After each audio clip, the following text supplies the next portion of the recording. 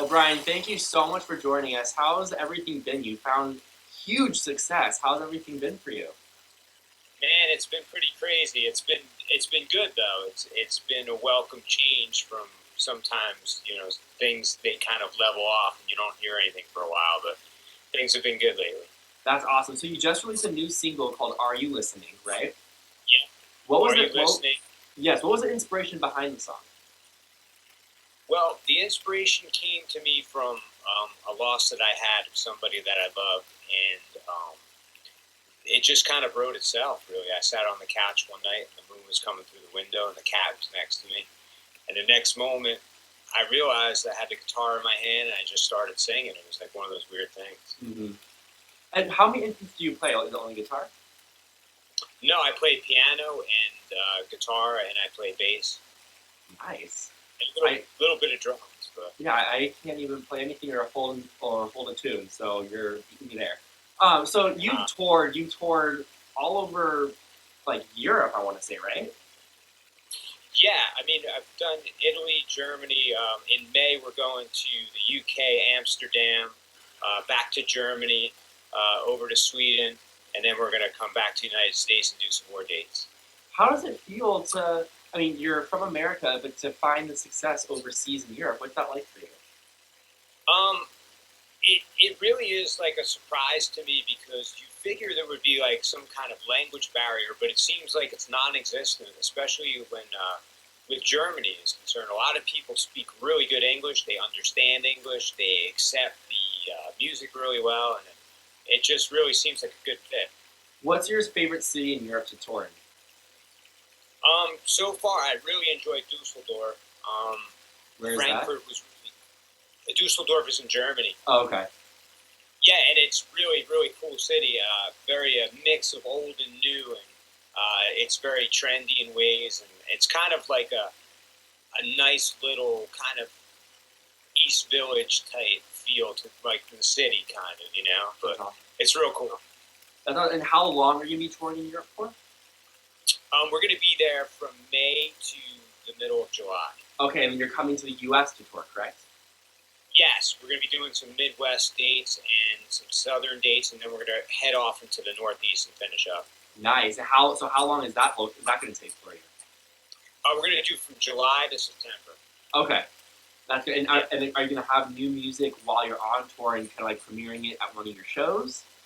Yeah, Nice. It's funny that you say that, man, because that's what the plan is, to kind of like put new things in there as we're playing and make it real nice, have some premiere stuff going on. That's so exciting. So do you know how many songs or anything? We're going to probably work about maybe 6 to 8 songs in there, see how they go over, and maybe I'll start out with a few and see how they do. And will we be able to see them on an upcoming album maybe? Yes. I'm going to be recording my album when I get back to the States. I'm going to start it in between the tour. We're going to do some stuff in Nashville when we stop off, and then we'll finish the rest in Brooklyn. Are you going to be like one of those artists that you have like a recording booth in the bus with you? So like after a show, you're like inspired by something, you're going in the bus for recording? I kind of do that now, man. I do that with my computer all the time. I open it up and I record in the bathroom. Sometimes it really has like great sound. Yeah. So what is next for you? What do you want to see your career happen in 2016? Starting fresh with January, what do you want to happen? Well, we're doing a lot of. I played a lot of acoustic solo stuff, solo, and now I'm going to be doing more band stuff as well. I've met some guys in Manhattan, and we've been playing pretty steadily. We have a show coming up in February on the 21st, I believe. I could be wrong. Right. I'll get that fixed for you.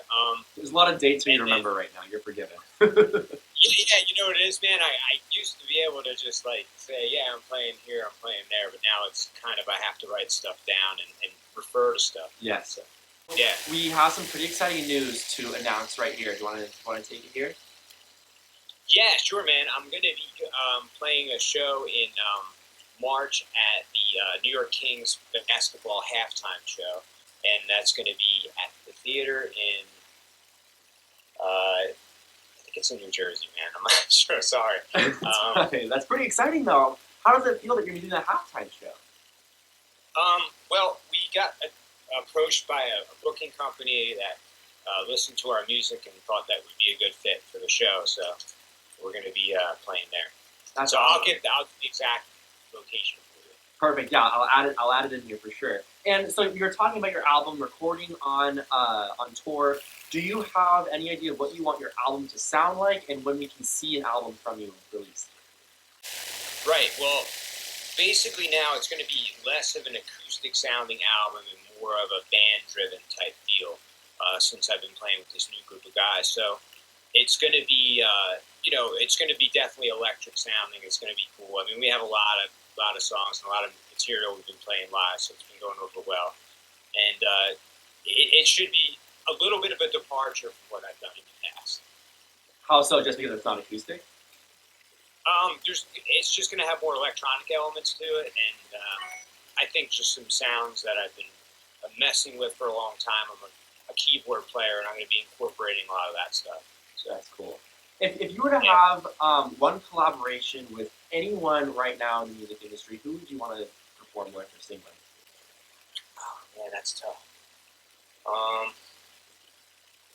Well, there's a lot of people I would love to perform with. I love Regina Spektor. I love just a lot of people.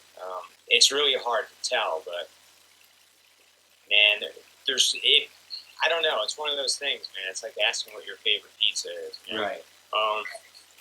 Yeah, I mean, I don't know. It would just have to be that vibe that you feel, you know, the person and how they would feel about your music. And I don't know. It's weird, you know. Strange. I'll get back to you definitely. Perfect. I never thought about it. Really? No. I feel like most musicians. I thought about it with the older musicians like Bob Dylan and John Lennon and stuff like that. I always wanted to write with them guys, you know, but I just never really felt, you know. I mean, there's a lot of great musicians out there. Ryan Tedder is great. There's, you know, musicians out there that are just amazing. Jack White. There's just, the list goes on and on and on. I'd be honored to work with any of those guys. And so right now in the industry, the singing competition shows are so big. What is your opinion on these types of shows? Would you want to try out for them, or are you not the person that would really go out for them? Well, I don't really have anything against them. I think I kind of feel that it's good television, and I think a lot of people like to look at it because they want to kind of see a process that is unrealistic in a way, because the music business is not like that at all.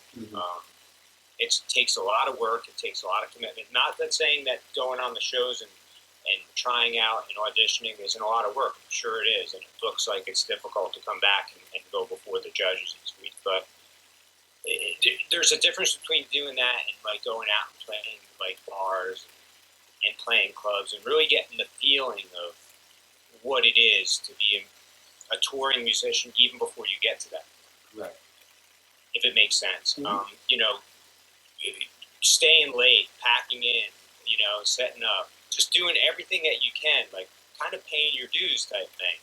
Not this ready-made type, let's go and do this and see how it works out. Because I notice a lot of these people, they don't really have a great shelf life, you know. I mean, there are exceptions, you know, but then there's ones that just, they come and go. And I think some of it is because they're not really ready. Would you have wanted to try out, or not your thing? Nah, I don't even have a desire to. I mean, people have asked me in the past, why don't you go on this, why don't you go on that? Yeah. Just, nah, I don't think so. No, I don't blame you. Yeah, it's just not me. I don't know. I don't feel like I have to. Like, right. I'm not saying I'm not trying to say I'm better than anybody. It's not about that. It's just my own personal feeling is that I just rather do what I want to do. I don't want to be judged by people that are going to judge it. I want to put my music out there and really give a piece to myself. And if it sells, great. If not, then no big deal. I don't really care. Well, I wish you the absolute best of luck. I'm excited to see pictures on your Twitter and everything from the halftime show and about the tour. And hopefully when you're in California, we can finally meet up.